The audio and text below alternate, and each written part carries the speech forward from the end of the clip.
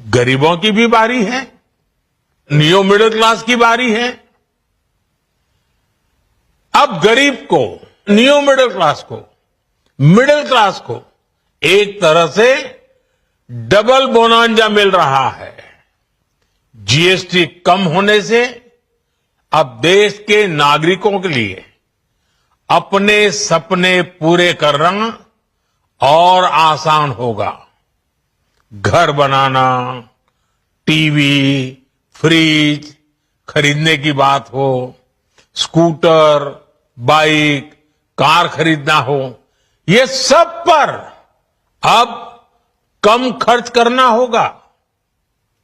आपके लिए घूमना फिरना भी सस्ता हो जाएगा, क्योंकि ज्यादातर होटल्स के कमरों पर भी जीएसटी कम कर दिया गया है। वैसे साथियों, मुझे इस बात की खुशी है कि दुकानदार भाई बहन भी जीएसटी रिफॉर्म को लेकर बहुत उत्साह में है। वो बहुत जीएसटी में हुई कटौती को ग्राहकों तक पहुंचाने में जुटे हुए हैं। बहुत सारी जगहों पर पहले और अब के बोर्ड लगाए जा रहे हैं। साथियों, हम नागरिक देवो भवः के जिस मंत्र के साथ आगे बढ़ रहे हैं, नेक्स्ट जनरेशन जीएसटी रिफॉर्म में इसकी साफ झलक दिखाई देती है।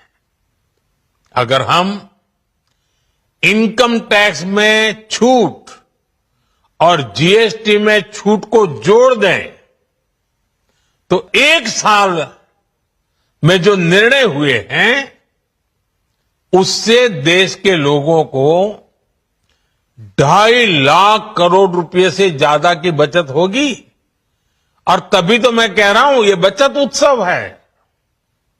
साथियों, विकसित भारत के लक्ष्य तक पहुंचने के लिए हमें आत्मनिर्भरता के रास्ते पर चलना ही होगा। और भारत को आत्मनिर्भर बनाने का बहुत बड़ा दायित्व हमारे एमएसएमईज, यानी हमारे लघु, मध्यम और कुटीर उद्योगों पर भी है,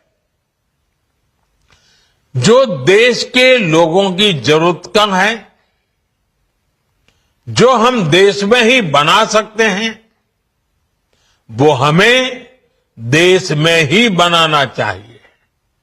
साथियों, जीएसटी की दरें कम होने से नियम और प्रक्रियाएं और आसान बनने से हमारे एमएसएमईज, हमारे लघु उद्योगों को, कुटीर उद्योगों को बहुत फायदा होगा।